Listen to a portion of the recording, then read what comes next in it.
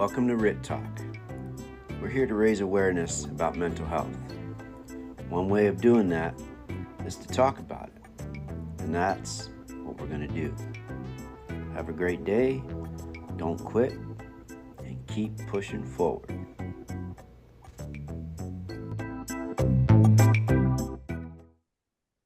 Today, I'm going to talk with David. Go ahead and tell us a little bit about yourself. All right. So the first thing I wanted to do before I talk about myself is tell you thank you, Barry. I think that these conversations are important. I appreciate that you're doing this. Thank you. I know it's always difficult to kind of put yourself out there. And when you're starting something new, that's always a challenge. And so first and foremost, kudos to you for putting this together and taking the time to find firefighters to have these conversations. So thank you. Well, So a little bit about myself. My name is David Padilla. I'm a captain with the Yuma Fire Department. I've been in the fire service for a while. I don't even know. I think I graduated paramedic class in 2005, and I was already working at Rural Metro at the time. But I've been fortunate enough to spend my career kind of bouncing around. I worked at Rural Metro for a number of years before eventually going to the federal system at YPG, and then ultimately ending up at the Yuma Fire Department, where I've been blessed to spend the last 10 years. And got to serve as the president of the United Yuma Firefighters, Local 1234 of the IFF, and spent the last few years doing that. And so I've been very fortunate to kind of hold multiple positions within the organization, both in the fire department, working my way up from firefighter to captain, but also through the labor side, being a part of the union, which has given me a kind of profound appreciation for member benefits and mental health and things like that. And so I hopefully can share some unique perspective on some of that stuff with you today. all right. So what drew you to the fire service? Yeah, so I just recently had this conversation with my dad. I'm very fortunate in the fact that I kind of always knew I was going to be a firefighter, right? I've got a long family history of it. My brother's a captain for Gilbert. My dad and my uncle Daniel both retired from the Yuma Fire Department. And so from a young age, I kind of always knew that I was going to end up in the fire service. And so I'm very fortunate in that my path was kind of laid out for me from a very, very young age, which interestingly now, I was just having this conversation with one of our chiefs, is I think that we've lost that in the fire service. And I think that it's something that we as a profession have to do a better job of going out there and recruiting, because the job isn't what it used to be. And so where I have this life experience of just kind of always knowing that I was going to go into the fire service. And I've got stories of, like, I remember my dad being at home in a Rural Metro truck, and back when they had pagers, fire would kick out and we would jump in with them and go to these calls to house fires and stuff like that. I recognize that that's unique. And so as we've gotten busier and busier, we've lost a lot of, like, the fire department going to schools and being involved in, kindergartners and showing our fire gear. And so as a recruitment tool, I think it's hurt us. But also just as a public education thing. So I think that that's something that we need to definitely put some emphasis on in the coming years to kind of reestablish those connections, because where I'm lucky and I got to kind of always know what I was going to do, I think it's important that we give that experience to kids as well, giving them an opportunity to kind of be a part of it. So what would one thing that you think would help with firefighter mental health? So I was improve? I recently got to sit in on a symposium with the Yuma Fire Department. Myself and Chief Fields got to sit in on a statewide thing, a group that he's a part of, in which we discuss mental health kind of at length across the state.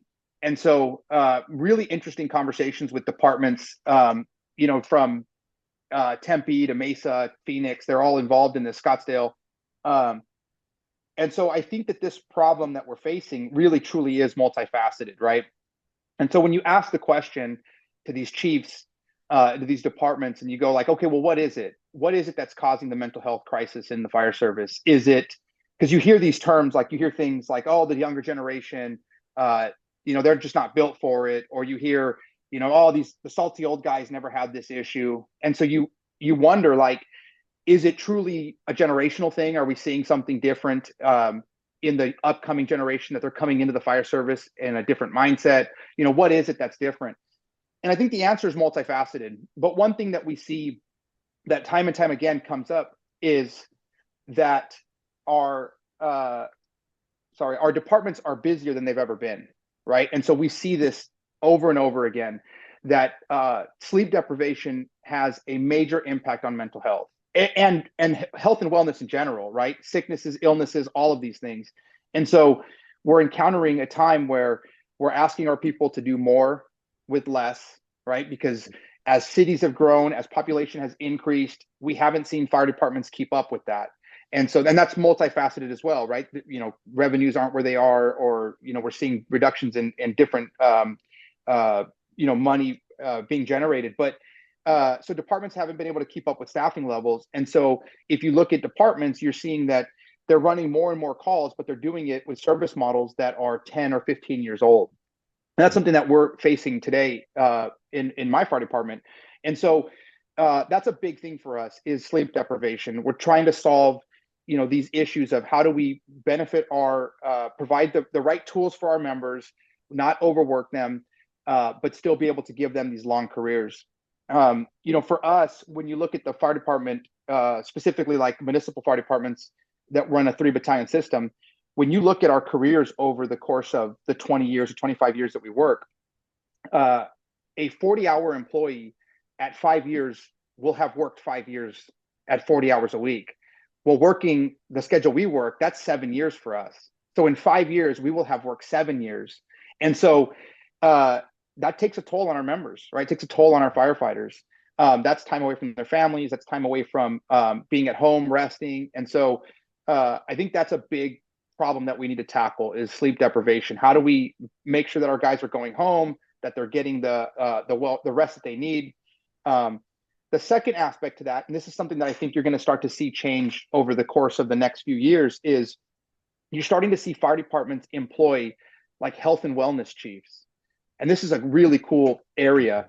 And these are guys that, like, their only responsibility is to solve these problems, right? Like, look at things like our PFASs in our fire gear, right? These forever chemicals that we're encountering that are causing cancer. Teflon pans in the station, right? These are things that are hurting our guys that we're not even aware of. And so by employing these positions like a health and wellness chief, you're able to get somebody whose only job is tackling, you know, mental health issues or physical health problems. So I think those are really cool things that are kind of coming down the pipe. The last part about it, though, and I think arguably one of the most important aspects, is it seems like we've lost a little bit of the community that is the fire service, right? And I think that's kind of where you're starting this aspect of it. If you talk to people from generations before, you know, at a text or a phone call, you'd have 10 firefighters at somebody's house helping them build a patio, or, you know, the guys would get together for a barbecue. And that community, that fire department family that we used to have, we've lost it. And I think, again, a number of reasons for it. It's not necessarily just generational or anything else, but again, it's busy, right? We're busier than we've ever been. And so when guys go home, they like their time off, they want their days off. And I can appreciate and understand it. I think that we as labor leaders, as leaders within the organizations, we need to do a better job of kind of bringing that family component back. You know, a lot of us grew up with other firefighter kids. You know, guys used to date each other, and, like, you know, you'd had this guy's son was dating that guy's daughter in high school, because that was their circles. And I think that we've lost that over time as guys have gotten busier and busier, and guys, you know, go home and spend more and more time, you know, kind of in isolation. But I think the other beauty of that was you would catch these symptoms, right? You'd catch things. You'd see, hey, something's up with Barry. Guy's been a little distant. We're not seeing him at sea crew breakfast or 4-day breakfast and stuff like that. And so the more that we allow the isolation, the more that it's, you know, we miss these signs and symptoms, or we miss the trend, and we don't see it in our guys. And so, and that's something that we can all do. We can all do it within our houses, within our fire stations. We can be better about hanging out together, checking in on each other. And I think the other thing is, I think our members need to educate themselves on any number of things, right? From the signs and symptoms of post-traumatic stress and mental health issues, but also what their rights are. You know, in Arizona, HB 2501 passed a few years back. and this has a huge impact on mental health in the fire department, because it changed the way we viewed it, number one, and it also changed the way we treated it. So I'll give you an example. One of our guys at the fire department, a good friend of mine, went through a mental health stuff. I mean, this guy, it seemed like he had the worst luck. Just every bad call that happened at the Yuma Fire Department, he just happened to be a part of it. And so on his own, he kind of started going through the process of utilizing our employee assistance programs, and about halfway through it, realized that he's in the wrong treatment plan. Like, he was going through a traditional EAP program, but through HB 2501, you're actually allowed to have, or you're supposed to go through a post-traumatic stress specialist specifically. And so after kind of going through that and learning, like, oh, you're not supposed to be in this program, you're supposed to be in this other program, he was able to switch and go to the correct avenue. And it's night and day, right? It's night and day. Now you're dealing with somebody who deals with firefighters or military personnel, who understands post-traumatic stress. And so that's on us, right? That's on us for not being better educated about it, not knowing, hey, this is the avenue that you take for this. How many sessions are you allotted? What type of events do you have? If you run a cardiac arrest, does that qualify? If you run a drowning, what are the qualifying incidents that allow you to enter into this? So we need to be better educated about it. And we've set out to kind of educate ourselves as well as educate our members. And then I think the other thing that we've seen switch within the Yuma Fire Department, that we've put a greater emphasis on, and we're building this kind of as we go, is when we hire our new entry-level firefighters, we have to make a point of educating them from day one, but not just them, also their families, right? Like, how great would it be if Miss Wise got to come in on when you got into the fire department and have a conversation with her and say, hey, this is what you're going to go through, right? He's going to be gone 10 days out of the month. He's going to be stressed when he comes home. And there's days that Barry's going to come home and he's going to go straight to bed.